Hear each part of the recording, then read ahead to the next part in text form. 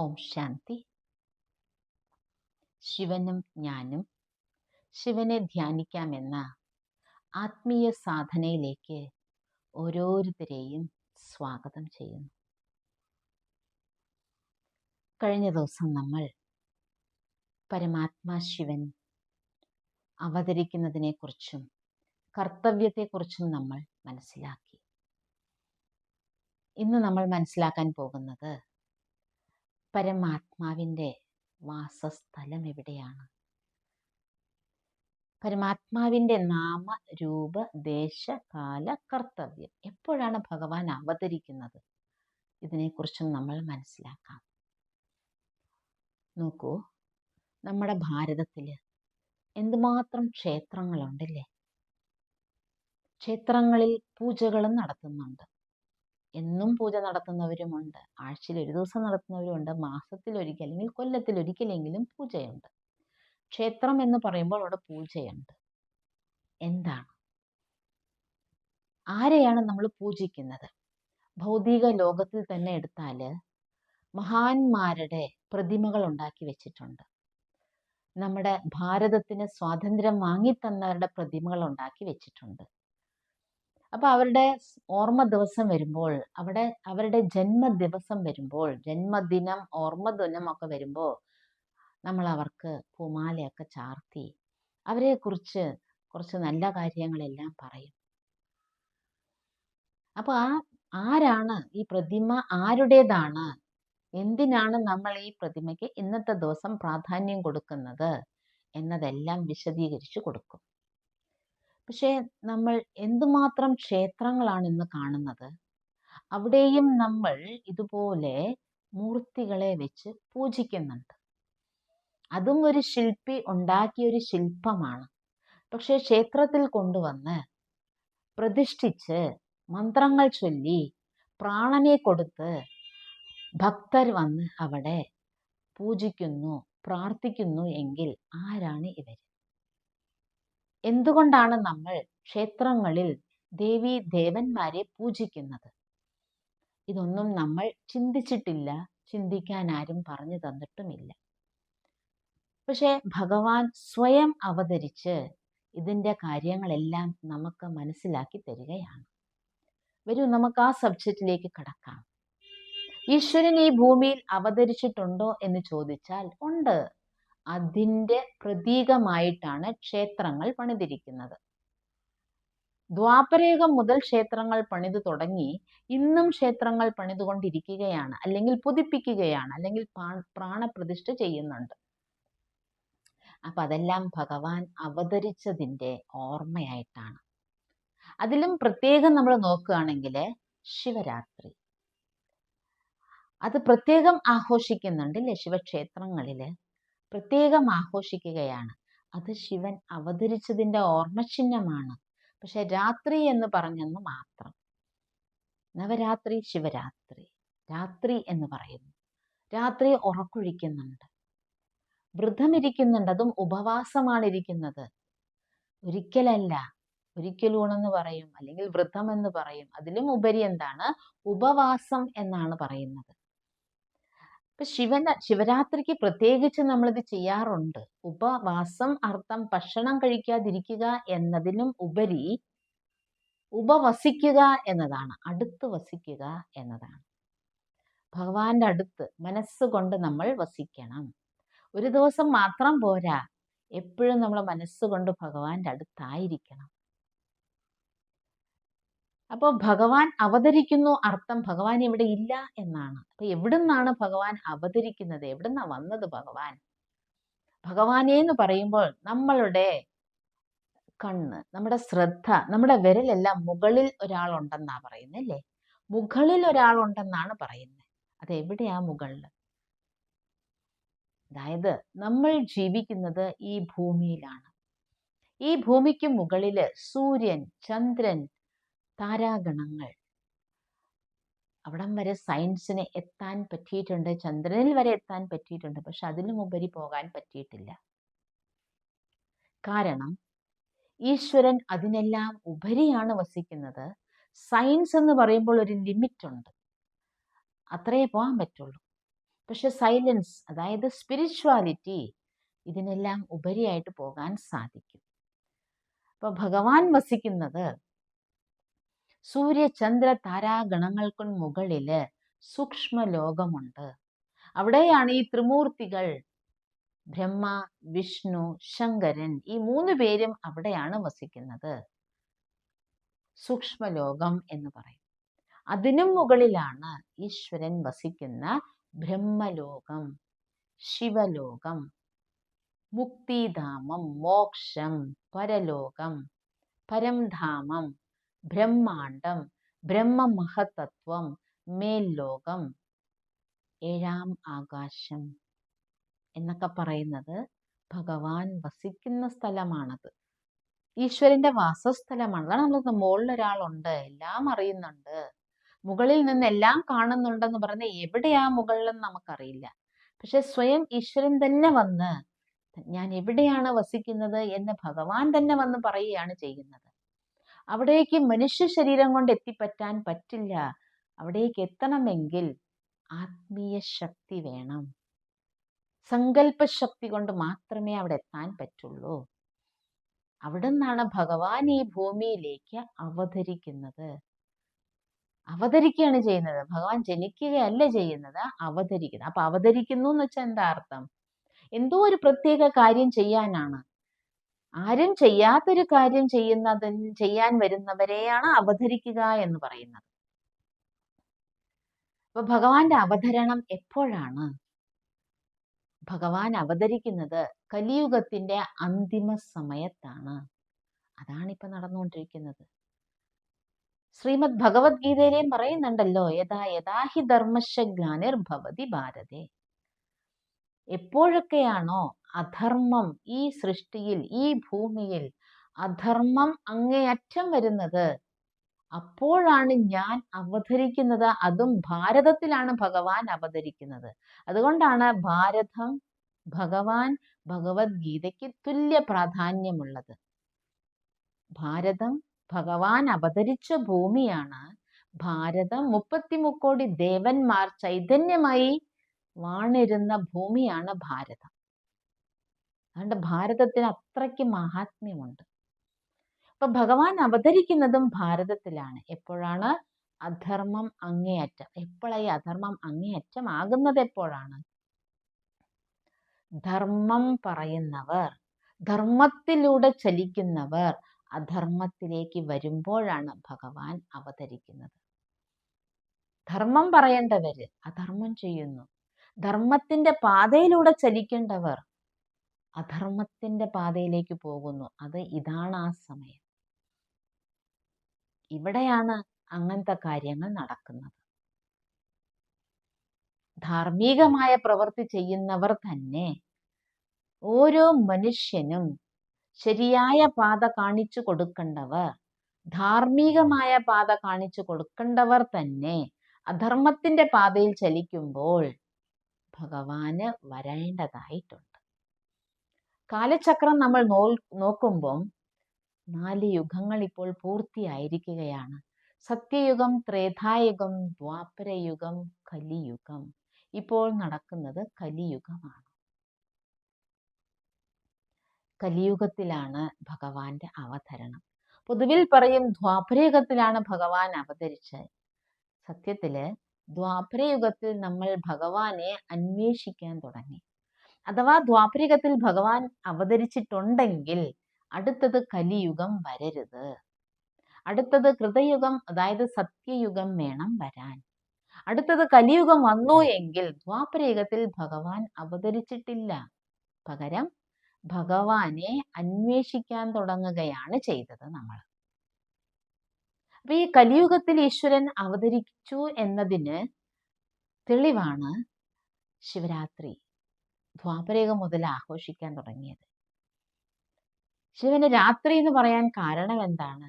ഭഗവാൻ അവതരിക്കുന്നത് കലിയുഗമാകുന്ന രാത്രിയിലാണ്. അതാണ് പറയുന്നത് തമസ്സോമ ജ്യോതിർഗമയ എന്ന് പറയുന്നത്. ഏത് തമസ്സാണ്? അജ്ഞതയാകുന്ന തമസ്. അജ്ഞതയാകുന്ന അന്ധകാരത്തിലാണ് ജ്യോതിസ്വരൂപനായ പരമപ്രകാശമായ പരമാത്മാവ് ഗമിക്കുന്നത്, അർത്ഥം അവതരിക്കുന്നത്. ഈശ്വരൻ ജനിച്ചു, ഈശ്വരൻ മരിച്ചു എന്ന് നമ്മൾ പറയാറില്ല, കേട്ടിട്ടുമില്ല, പറയുന്നുമില്ല. ഈശ്വരൻ അവതരിക്കുകയാണ് ചെയ്യുന്നത്. അതെപ്പോഴാ? കലിയുഗത്തിന്റെ അന്തിമ സമയത്ത്, അജ്ഞതയാകുന്ന അന്ധകാരം നിറയുന്ന സമയത്ത്. അതാണ് ശിവരാത്രി കുംഭമാസത്തിലെ കറുത്ത വാവിന്റെ സമയത്താണ് വരുന്നത്. എത്ര ഭംഗിയായിട്ടാണ് നോക്കൂ ഭക്തിയിലും ഓരോ കാര്യങ്ങള് ചെയ്യുന്നത്. പക്ഷെ അതിന്റെ ആന്തരാർത്ഥം, സ്പിരിച്വൽ മീനിങ്, ആത്മീയ അർത്ഥം നമുക്ക് പറഞ്ഞു തരാൻ ആരും ഇല്ലാത്തത് കൊണ്ട് നമ്മൾ അതിന്റെ പ്രാധാന്യം മനസ്സിലാക്കുന്നില്ല എന്നത് മാത്രമാണ്. എല്ലാം നമ്മൾ ചെയ്യുമ്പോൾ, ഭക്തിയിൽ നമ്മൾ എന്ത് ചെയ്യാൻ, ഒരു വിളക്കൊളുത്തുമ്പോൾ പോലും നമ്മൾ അതിന്റെ ആന്തരാർത്ഥം മനസ്സിലാക്കി ചെയ്താൽ 100 മടങ്ങ് നമുക്ക് ഗുണം കിട്ടുന്നുണ്ട്. അതിന്റെ ഉറക്കൊഴിക്കുമ്പോഴും നമ്മൾ അതിന്റെ യഥാർത്ഥ അർത്ഥം മനസ്സിലാക്കുകയാണെങ്കിൽ നമുക്ക് 100 മടങ്ങ് അതിന്റെ ഗുണം കിട്ടുന്നുണ്ട്. വ്രതം ഇരിക്കുമ്പോഴും യഥാർത്ഥ അർത്ഥം മനസ്സിലാക്കിയാൽ അതിന് 100 മടങ്ങ് ഗുണം കിട്ടുന്നുണ്ട്. മാത്രമല്ല, അത് മനസ്സിലാക്കി മനസ്സാ അത് നമ്മൾ അനുകരിക്കും. വിത്ത് അണ്ടർസ്റ്റാൻഡിങ് നമ്മൾ അതിനെ ഫോളോ ചെയ്യും. അപ്പൊ നമുക്ക് എന്ത് സംതൃപ്തിയും എന്ത് സന്തോഷവും ഉണ്ടാകുന്നറിയാമോ? അപ്പൊ കലിയുഗത്തിന്റെ അന്തിമത്തിൽ ഭഗവാൻ അവതരിക്കുന്നതാണല്ലോ ശിവരാത്രി എന്ന് പറയുന്നത്, ഇല്ലേ? എന്താണ് ഈ അന്ധകാരം? എന്താണ്? അജ്ഞതയാണ്. ഈ കാണുന്നതാണ് ഞാന്, ഈ കാണുന്നതെല്ലാം എന്റെയാണ്, ഈ ശരീരമാണ് ഞാന്, ഇവരെല്ലാം എന്റെയാണ്, ഈ വസ്തുക്കളെല്ലാം എന്റെയാണ്. ഈ ഞാൻ എന്റെ എന്ന അന്ധകാരമാണ് എന്ത്? കലിയുഗത്തിന്റെ അജ്ഞത എന്ന് പറയുന്നത് ഇതാണ്. ഇവിടെയാണ് ഈശ്വരൻ ജ്ഞാനപ്രകാശം തരുന്നത്. ജ്ഞാനം പ്രകാശമാണ്. ഈ അന്ധകാരത്തിൽ നിന്നും നമ്മൾ പ്രകാശത്തിലേക്ക് പോകുമ്പോൾ നമ്മുടെ ജീവിതം എത്ര സുഖകരമായിരിക്കും. ഇരുട്ടത്ത് നമ്മളെല്ലാം തപ്പണം, അല്ലേ? കറണ്ട് പോയാൽ തന്നെ നമ്മൾ എന്ത് ചെയ്യുന്നുണ്ട്? ടോർച്ച് എടുക്ക്, അല്ലെങ്കിൽ മൊബൈലിലെ ലൈറ്റ് ഓൺ ചെയ്യേ, മെഴുകുതിരി എവിടെ, അല്ലെങ്കിൽ എമർജൻസി ലൈറ്റ് എവിടെ? കാരണം ഇരുട്ടത്ത് നമുക്കൊന്നും കാണില്ല, ഒന്നും അറിയൂല, വീഴാൻ ചാൻസ് ഉണ്ട്, കൂട്ടിമുട്ടാൻ ചാൻസ് ഉണ്ട്. ഈ കലിയുഗമാകുന്ന അന്ധകാരത്തിൽ ഈ സ്ഥൂലമായ പ്രകാശത്തിന്റെ കാര്യമല്ല ഭഗവാൻ ഇവിടെ ഉദ്ദേശിക്കുന്നത്. മനുഷ്യ മനസ്സിൽ അജ്ഞതയാകുന്ന അന്ധകാരം നിറഞ്ഞിരിക്കുകയാണ്. അതുകൊണ്ടാണ് തമ്മിലടിക്കുന്നത്. അതുകൊണ്ടാണ് മനുഷ്യൻ ഇന്ന് ജീവിതത്തിൽ പല തെറ്റുകളും അനീതികളും ചെയ്ത് വീഴുന്നത്. എപ്പോഴാണോ ജ്ഞാനപ്രകാശം കിട്ടുന്നത്, അപ്പോൾ ഈ ദുഃഖത്തിൽ നിന്നും ദുരിതത്തിൽ നിന്നും നമുക്ക് രക്ഷപ്പെടാൻ സാധിക്കും. നമ്മൾ പാടിക്കൊണ്ടു വന്നു, ഇല്ലേ? നരനായിങ്ങനെ ജനിച്ചു ഭൂമിയിൽ, നരകാവാരിധി നടുവിൽ ഞാൻ, നരകത്തിൽ നിന്നും കരകയറ്റണമേന്ന് നമ്മൾ പാടിക്കൊണ്ട് വന്നു. ഏതാ ഈ നരകം? കലിയുഗമാണ് നരകം. നമ്മൾ വിചാരിക്കുന്നത് പോലെ നരകം പാതാളത്തിലാണെന്നും സ്വർഗം മുകളിലാണെന്നും എന്നല്ല. അതിന്റെ അർത്ഥം എന്താണ്? നരകം അധപ്പതിച്ച ലോകം എന്നാണെന്നും സ്വർഗം ഉയർന്ന ഒരു ലോകമാണ്. അതിനെങ്ങനെ നമുക്ക് പറയാൻ പറ്റുള്ളൂ? സാധാരണ ജനങ്ങൾക്ക് മനസ്സിലാക്കണമെങ്കിൽ ഇങ്ങനെ വേണം. പക്ഷെ അതിന്റെ അന്തരാർത്ഥം, ആത്മീയ അർത്ഥം മനസ്സിലാക്കി തരണ്ടേ നമുക്ക്? അത് നമുക്ക് ബ്രഹ്മകുമാരീസിൽ വളരെ വ്യക്തമായിട്ട്, വളരെ സിമ്പിളായിട്ട് നമുക്ക് എല്ലാറ്റിൻ്റെയും സ്പിരിച്വൽ മീനിങ്, ആന്തരാർത്ഥം എടുത്ത് പറയുന്നുണ്ട്. അപ്പൊ അത് നമ്മൾ ഉൾക്കൊള്ളുമ്പോൾ നമുക്ക് എന്ത് സംതൃപ്തി ഉണ്ടാകുന്നറിയാമോ? എന്ത് സന്തോഷം ഉണ്ടാകുന്നറിയാമോ? എത്ര ആനന്ദം ഉണ്ടാകുന്നറിയാമോ? നമ്മൾ ഓരോന്നും അറിഞ്ഞു ചെയ്യുമ്പോൾ, മനസ്സിലാക്കി ചെയ്യുമ്പോൾ. ഭക്തി ഭയന്നിട്ടാണ് ചെയ്യുന്നത്. എന്തെങ്കിലും ദോഷം ഉണ്ടാവോ, എന്തെങ്കിലും ഭയഭക്തി എന്നല്ലേ പറയുന്നത്. ഇങ്ങനെ ചെയ്താൽ അങ്ങനെയാവോ, അങ്ങനെ ചെയ്താൽ ഇങ്ങനെയാവോ എന്നൊക്കെയാണ്, ഭയമാണ്. പക്ഷെ ഈശ്വരീയ ജ്ഞാനം കേൾക്കുമ്പോൾ നമ്മളിൽ നിന്നും ആ ഭയം അകലുകയാണ്. നമ്മുടെ ഉള്ളിൽ ഒരു അണ്ടർസ്റ്റാൻഡിങ് ഉണ്ടാകുകയാണ്. മനസ്സിലാക്കി ചെയ്യുമ്പോൾ ഭയം നമ്മുടെ ഉള്ളിൽ നിന്നും മാറും. ഭയന്ന് ചെയ്യുന്നത് കൊണ്ട് നമുക്ക് പ്രയോജനമൊന്നുമില്ല. നമ്മളെല്ലാം മനസ്സിലാക്കി ചെയ്യണം. ഒരു കാട്ടാളൻ ഒരു ശിവലിംഗത്തിന് കൂവളത്തിന്റെ ഇല ഇട്ടിട്ട് എന്തൊക്കെയോ കാര്യം പറയുമായിരുന്നു. എന്നും ആ ശിവലിംഗത്തിനോട് സംസാരിച്ച് കൂവളത്തിന്റെ ഇല ഇടും. അപ്പൊ അതുവഴി ഒരു പൂജാരി പോകുന്നുണ്ട്. പൂജാരി ഒരു ക്ഷേത്രത്തിൽ പൂജിക്കാനാണ് പോകുന്നത്. അദ്ദേഹം ഇത് കാണുമ്പോൾ, എന്താ ഈ കുട്ടി കാണിക്കുന്നത്? നേരെ ചൊവ്വൊരു മന്ത്രം പോലും ചൊല്ലാൻ അറിയാതെയാണോ പൂജ ചെയ്യേണ്ടത്? അതും ശിവന്. ഇദ്ദേഹം വിചാരിച്ചു ഈ കുട്ടിക്ക് നമുക്കൊരു 4 മന്ത്രം പഠിപ്പിച്ചു കൊടുത്താൽ ആ മന്ത്രം ചൊല്ലി കൂവളത്തിന്റെ ഇല ഇടട്ടെ എന്ന് വിചാരിച്ചു. അങ്ങനെ ആ കുട്ടിയെ ഇരുന്ന് സംസ്കൃത ശ്ലോകൻ 4 വരി പറഞ്ഞു കൊടുത്തു. കാട്ടുവാസി ആയതുകൊണ്ട് നാവിന് ആ സംസ്കൃതം വഴങ്ങുന്നില്ല. എങ്കിലും ആ കുട്ടിക്ക് താല്പര്യമുള്ളത് കൊണ്ട് അത് പഠിച്ചു, എങ്ങനെയോ പഠിച്ചെടുത്തു. എന്നിട്ട് കൂവളത്തില ഇടുമ്പം ആ സംസ്കൃത ശ്ലോകനാണ് ചൊല്ലിക്കൊണ്ടിരിക്കുന്ന, അർത്ഥമൊന്നും അറിയില്ല. പക്ഷെ വളരെ ഭാവനയോടെ സ്നേഹത്തോടെയാണ് ആ ശ്ലോകൻ എന്നും ചൊല്ലുന്നത്. പൂജാരി ക്ഷേത്രത്തിൽ പോയി ഭഗവാനെ പൂജിക്കുമ്പം ഭഗവാനോട് പറഞ്ഞു, ഞാനൊരു നല്ല കാര്യം ചെയ്യുന്നുണ്ട്. ഭഗവാൻ ചോദിച്ചു, എന്താ നല്ല കാര്യം? അപ്പൊ ഈ സംഭവങ്ങളെല്ലാം പറയുകയാണ്. അപ്പൊ ഭഗവാൻ പറഞ്ഞു, നല്ല കാര്യം തന്നെയാണ് ചെയ്തത്. പക്ഷെ ഇവിടെ സംഭവം എന്താണെന്ന് വെച്ചാല് ആ കുട്ടി ഇതിനു മുൻപ് വളരെ സ്നേഹത്തോടെ കൂവളത്തിന്റെ ഇല ഇടുമ്പോൾ കാര്യം പറഞ്ഞിട്ടാണ് ഓരോന്നും ചെയ്യുന്നത്, സംസാരിക്കുമായിരുന്നു എന്നോട്.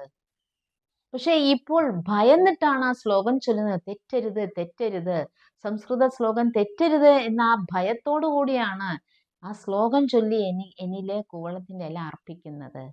പിന്നെ എന്നും ഒരു ശ്ലോകനാണ് ചൊല്ലുന്നത്.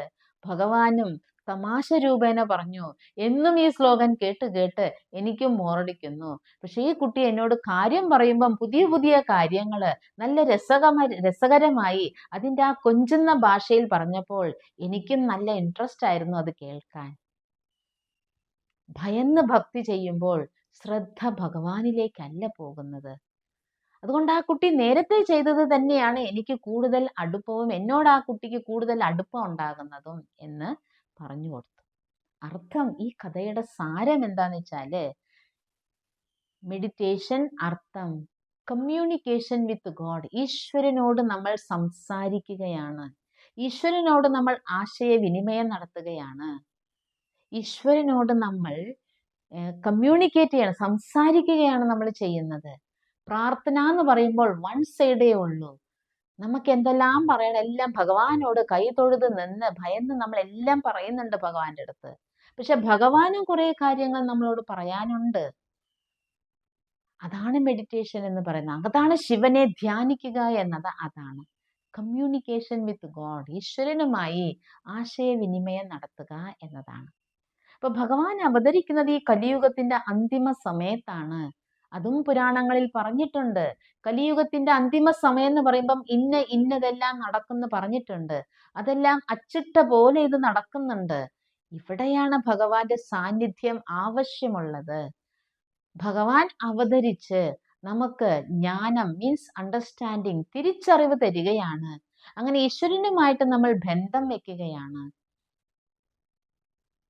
നമ്മൾ വ്രതം ഇരിക്കുന്നുണ്ട് ശിവരാത്രി ദിവസം, ശരി, നല്ലത് തന്നെയാണ്. സയന്റിഫിക് ആയിട്ട് നോക്കുകയാണെങ്കിൽ നമ്മൾ ചില ദിവസങ്ങൾ ഭക്ഷണം കഴിക്കാതിരിക്കുന്നത് നമ്മുടെ ഡൈജസ്റ്റീവ് സിസ്റ്റത്തിന് വളരെ നല്ലതാണ്. ഒന്ന്. രണ്ടാമത്, നമ്മൾ ഉപ്പിടാതെ, ചിലർ അരി ആഹാരം കഴിക്കില്ല, ഉപ്പിടാതെ കഴിക്കില്ല. ഇതെല്ലാം നമ്മുടെ വയറിന് നല്ലതാണ്. ഒരു ദിവസമൊക്കെ നമ്മുടെ വയറിന് റെസ്റ്റ് കൊടുക്കുന്നതും നല്ലതാണ്. ഇതൊക്കെ സയന്റിഫിക് ആയിട്ട് നല്ലതാണ്. പക്ഷെ അതിൻ്റെ അർത്ഥം മനസ്സിലാക്കി നമ്മൾ ചെയ്യണം. നമ്മൾ കൂടുതൽ ഈശ്വരനുമായിട്ട് അടുക്കുന്ന ഒരുപാട് ആഹാരം കഴിക്കുമ്പോൾ നമുക്ക് എന്താകും, ഒരു ഡൾനെസ് ഫീൽ ആകും. നമുക്കൊരു ആക്ടിവിറ്റി ഒരു ആക്റ്റീവ്നെസ് വരത്തില്ല. നമുക്ക് അവിടെ മന്ദിച്ചിരിക്കുകയേ ചെയ്യുള്ളൂ. പക്ഷെ നമ്മൾ ഇത്തിരി വിശപ്പോട് കൂടിയൊക്കെ ഇരിക്കുകയാണെങ്കിൽ നമുക്ക് കൂടുതൽ ഭഗവാനിലേക്ക് ശ്രദ്ധ ചെലുത്താൻ പറ്റും. ഒരുപാട് വിശക്കുമ്പോഴല്ല, ഇത്തിരിയൊക്കെ നമ്മൾ വിശന്നിരിക്കുമ്പോൾ പറയും നമ്മൾ അരി ആഹാരം കഴിക്കരുത്, അല്ലെങ്കിൽ വെള്ളം മാത്രം കുടിക്കുക. അങ്ങനെയൊക്കെ ഇരിക്കുന്നത് നമ്മുടെ ബോഡിക്ക് നല്ലതാണ്, റിനോവേറ്റ് ആകുമ്പോൾ ശരീരം പുതുപ്പിക്കുകയാണ് ചെയ്യുന്നത്. എന്താണ് ഉറക്കൊഴിക്കുന്നത്? എന്താണ് ഈ സ്ഥൂലമായ കണ്ണുകളല്ല തുറന്നിരിക്കേണ്ടത്. ഇന്ന് ഞാൻ ഉറങ്ങിയില്ല, ഇന്ന് ഞാൻ ഭക്ഷണം കഴിച്ചില്ല, നാളെ എന്ത് ചെയ്യും? ഇന്നലെ കഴിച്ചില്ലെന്നും പറഞ്ഞ് നാളെ വ്രതം മുറിച്ച് ഭക്ഷണം നന്നായിട്ട് കഴിക്കും. ഇന്നലെ ഉറങ്ങിയില്ല എന്നും പറഞ്ഞ് ഇന്ന് ഞാൻ നന്നായിട്ട് ഉറങ്ങും, അല്ലേ? ഇന്നലെ ഉറങ്ങിയില്ല, ആ ഉറക്കം കൂടി നമ്മൾ എന്ത് ചെയ്യും? എല്ലാം നികത്തും നമ്മൾ. അപ്പൊ ഈ ഉറങ്ങാതിരിക്കുന്നത് കൊണ്ട് എന്താണ് നമുക്ക് കിട്ടുന്നത്? ക്ഷീണം. അടുത്ത ദിവസം അതിന്റെ ബാക്കി നമ്മൾ ഉറങ്ങും. യഥാർത്ഥത്തിൽ എന്താണ് അർത്ഥം?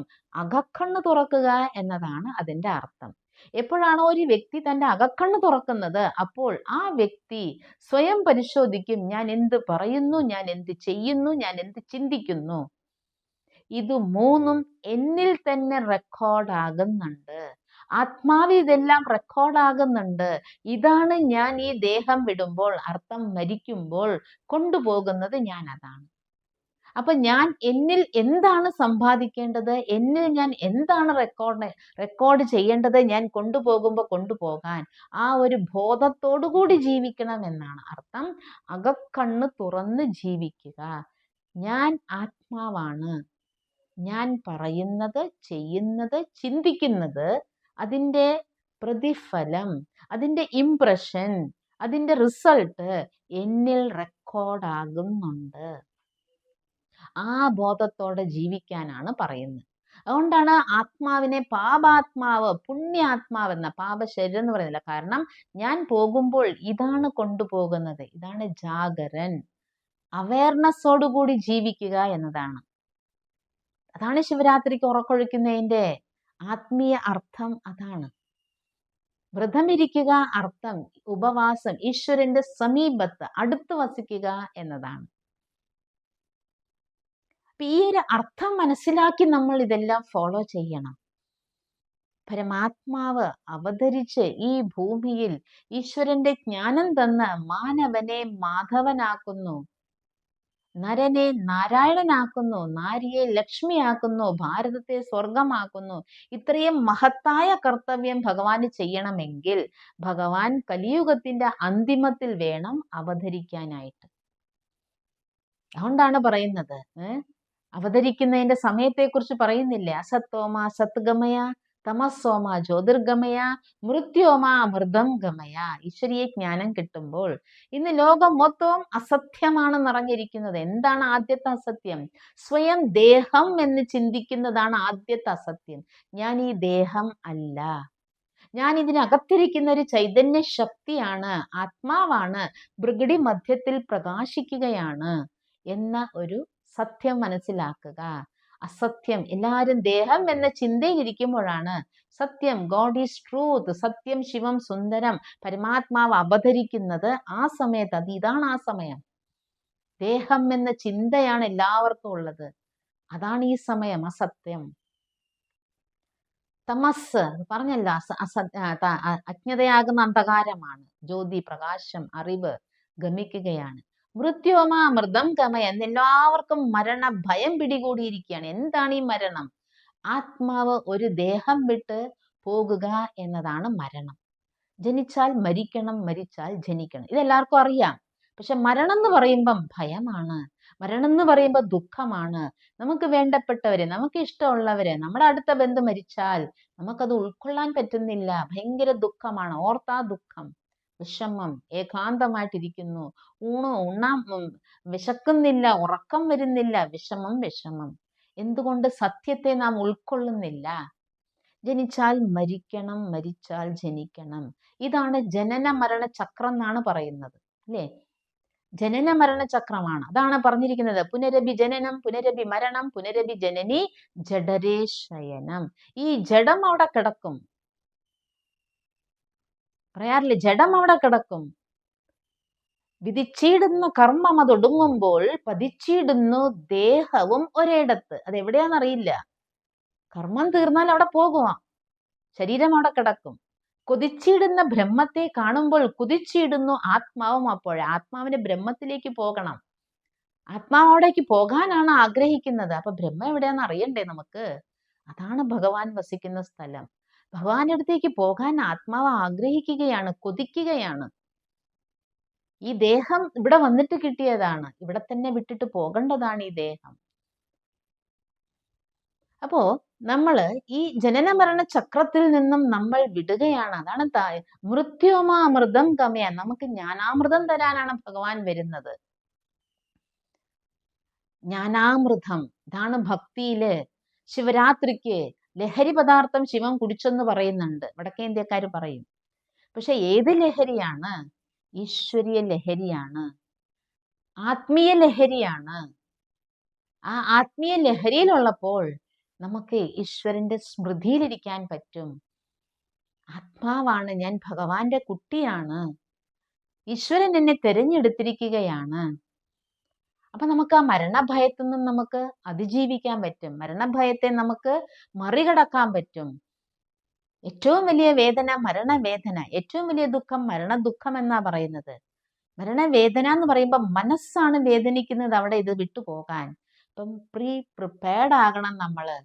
ഞാൻ വരുമ്പോൾ ഈ ദേഹം എൻ്റെ കൂടെ വന്നിട്ടില്ല. നമ്മൾ കേട്ടിട്ടില്ലേ, കൂടിയല്ല പിറക്കുന്ന നേരത്തും കൂടിയല്ല മരിക്കുന്ന നേരത്തും. നമ്മൾ ആരും ആരുടെ കൂടെ അല്ല ഈ ഭൂമിയിലേക്ക് വന്നത്. ഒറ്റയ്ക്ക് വന്നു, ഒറ്റയ്ക്ക് പോകണം.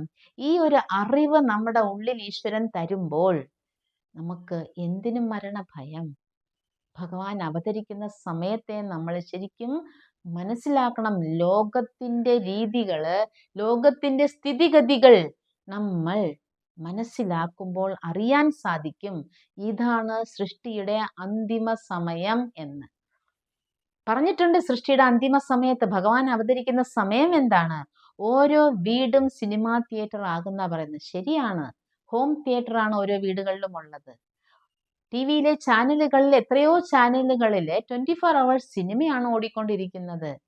അതാണ് ഓരോ വീടും തിയേറ്റർ ആകുന്നു പറഞ്ഞിരിക്കുന്നത്. ഇനിയും കുറെ ചിഹ്നങ്ങളുണ്ട്. പശു പേപ്പർ തിന്നെന്ന് പറഞ്ഞിട്ടുണ്ട്. പാല് കവറിൽ വിൽക്കുന്ന ചെറിയ ചെറിയ കാര്യങ്ങളാണ്. പക്ഷെ ഇതെല്ലാം ഇപ്പോൾ യാഥാർത്ഥ്യമായി വരികയാണ്. വെള്ളം കാശ് കൊടുത്ത് മേടിക്കേണ്ടി വരുമെന്ന് പറഞ്ഞിട്ടുണ്ട്.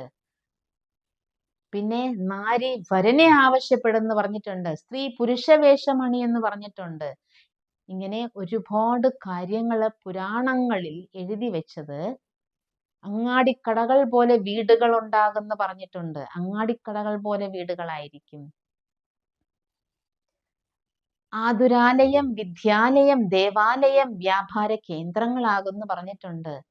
ഇതെല്ലാം നമ്മൾ കൂട്ടി വായിക്കുമ്പോൾ ശരിയാണ്, ഇതാണ് സൃഷ്ടിയുടെ അന്തിമ സമയം.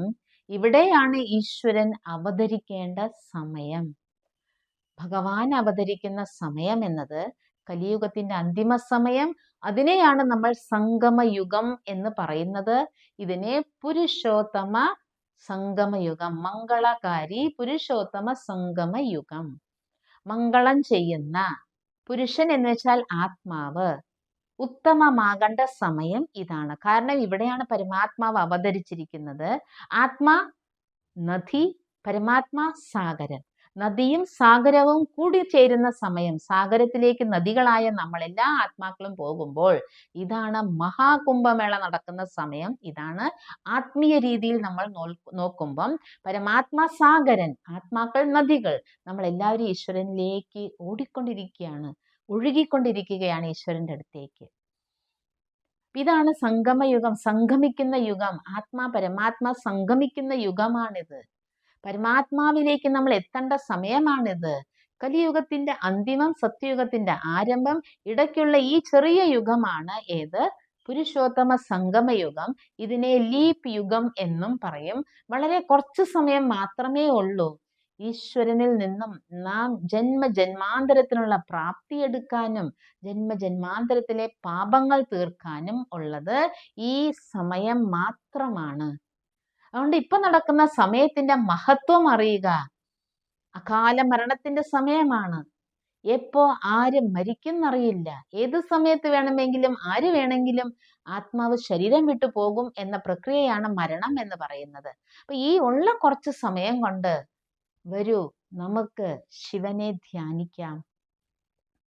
ഞാനും ശിവനും കമ്പൈൻഡ് ആയിട്ടിരിക്കാം. ഓരോ പ്രവൃത്തിയിലും, ഓരോ സങ്കല്പത്തിലും, ഓരോ വാക്കിലും ഞാൻ എൻ്റെ അച്ഛനായ പരമാത്മാ ശിവന്റെ കൂടെയാണ് എന്ന സ്മൃതിയിൽ കഴിഞ്ഞുകൂടാം. എപ്പോഴെല്ലാം ഏകാന്തമായ സമയം കിട്ടുന്നോ അപ്പോഴെല്ലാം നാം മനസ്സുകൊണ്ട് ശിവനെ ധ്യാനിക്കാം. ഇതെല്ലാം നമ്മൾ നമ്മുടെ ജീവിതമാക്കി മാറ്റുമ്പോൾ ഈ ശിവരാത്രിയിൽ നമ്മൾ ഓരോരുത്തരിലും മഹാ പോസിറ്റീവായ സകാരാത്മകമായ മാറ്റം നമ്മുടെ ഉള്ളിൽ കൊണ്ടുവരാൻ സാധിക്കും. ഓം ശാന്തി.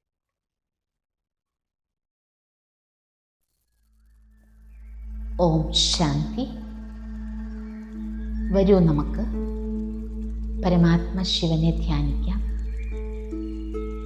ഞാനും ശിവനും എന്ന ആത്മീയ സാധനയിലാണ് ഞാൻ ഇനിയുള്ള കുറച്ച് സമയം. ശരീരത്തിൻ്റെയും മനസ്സിൻ്റെയും വായുടെയും മൗനം പാലിക്കാം.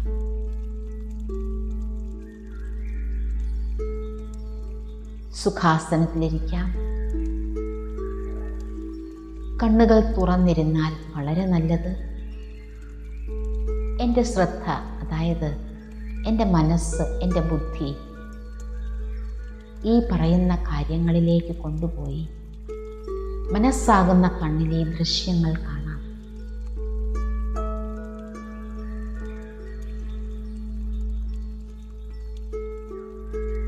ഞാൻ ബാഹ്യലോകത്തിൽ നിന്നും, ശരീര അവയവത്തിൽ നിന്നും എൻ്റെ മനസ്സിനെ ശിവപരമാത്മാവിലേക്ക് കേന്ദ്രീകരിക്കുകയാണ്. മനക്കണ്ണിൽ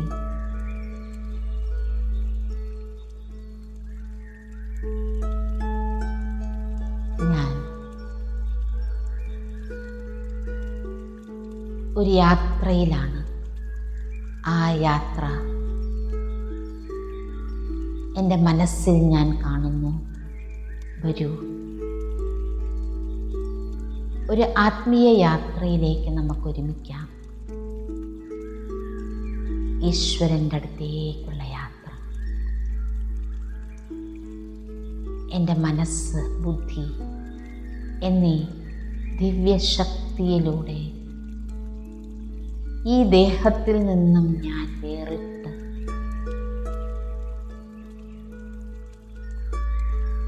ഈ ഭൗതിക വീട്ടിൽ നിന്നും ഞാൻ പുറത്തിറങ്ങി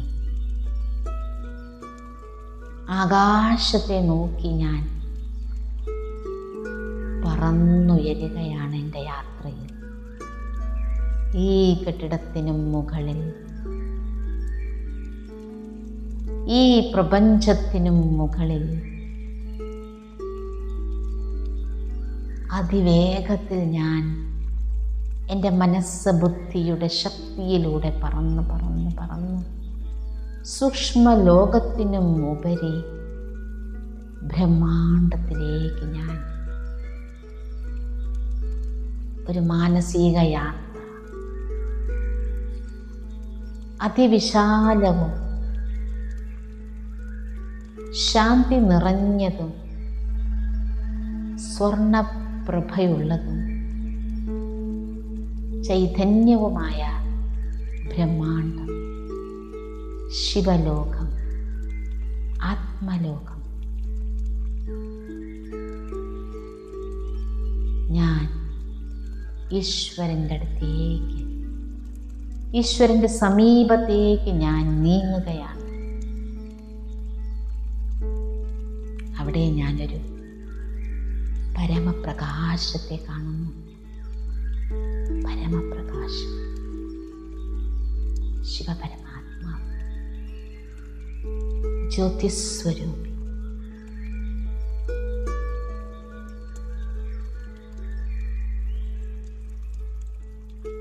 കോടി സൂര്യന് തുല്യം പ്രകാശിക്കുന്ന ശീതളമായ ഒരു ശക്തി.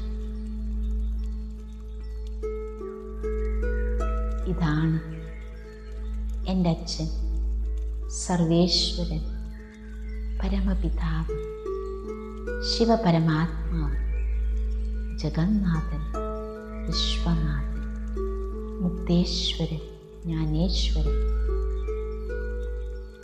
വസിക്കുന്ന സ്ഥലം.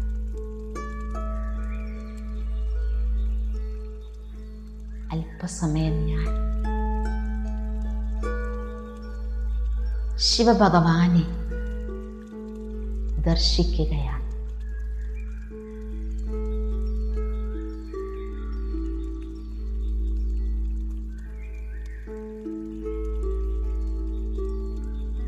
പതുക്കെ ഞാൻ ഭൂമിയിലേക്ക് മടങ്ങുന്നു.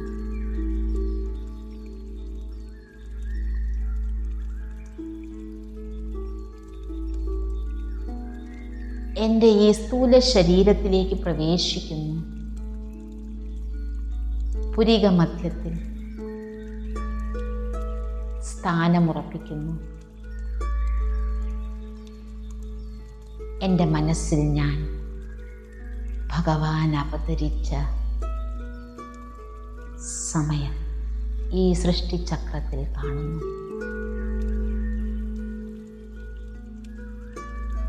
4 യുഗങ്ങളുള്ള ഈ സൃഷ്ടിചക്രം ഭഗവാന്റെ അവതരണ സമയം, കലിയുഗത്തിൻ്റെ അന്തിമ സമയം, കൃതയുഗം അതായത് സത്യയുഗത്തിൻ്റെ ആരംഭം,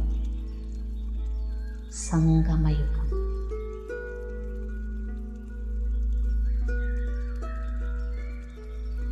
പുരുഷോത്തമ മംഗളകാരി സംഗമയുഗം. പരമാത്മാവ് ഇവിടെ അവതരിച്ചിരിക്കുന്നു.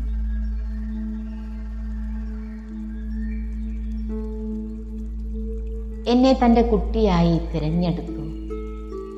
ഞാനിപ്പോൾ ഭഗവാനാൽ തിരഞ്ഞെടുക്കപ്പെട്ട കുട്ടിയാണ്. ഭഗവാന്റെ ദൃഷ്ടിയിൽ ഞാൻ വന്നു കഴിഞ്ഞു. ഞാൻ ഭഗവാന്റെ സമീപത്തുള്ള കുട്ടിയാണ്. ഉപവാസമാണ് ഞാനിപ്പോൾ. എൻ്റെ അകക്കണ്ണ് തുറന്ന് ഞാനിപ്പോൾ ജാഗരണ അവസ്ഥയിലാണ്.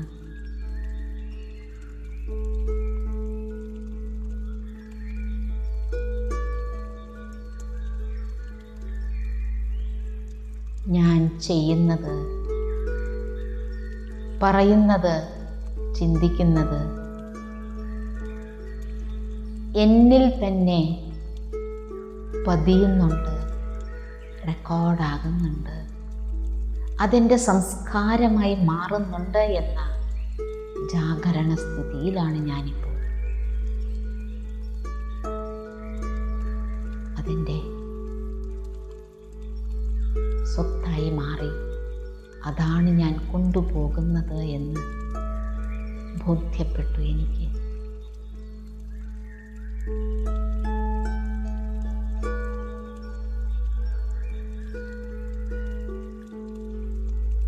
സംഗമം, മഹാകുംഭമേളയുടെ സമയം, പരമാത്മശിവൻ സാഗരം, സർവാത്മാക്കളും നദികൾ പരമാത്മാവിലേക്ക്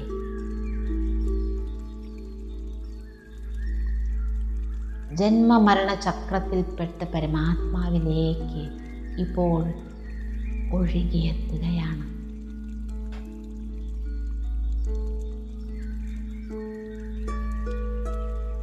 മഹാസംഗമം, ആത്മാവ് ഉത്തമമാകുന്ന സമയം,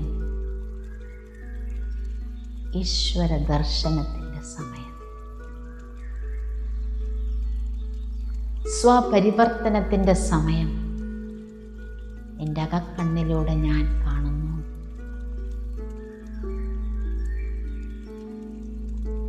ഇപ്പോൾ ഞാൻ കർമ്മക്ഷേത്രത്തിലേക്ക് ഈ സ്മൃതിയോടുകൂടി തന്നെ ചുവടുകൾ എടുത്തു വയ്ക്കുന്നു. എൻ്റെ കടമകളിലേക്ക് ഞാൻ പ്രവേശിക്കുന്നു. കർമ്മയോഗിയായി ഞാൻ എൻ്റെ കർമ്മങ്ങൾ ചെയ്യാൻ തുടങ്ങും. ഓം ശാന്തി.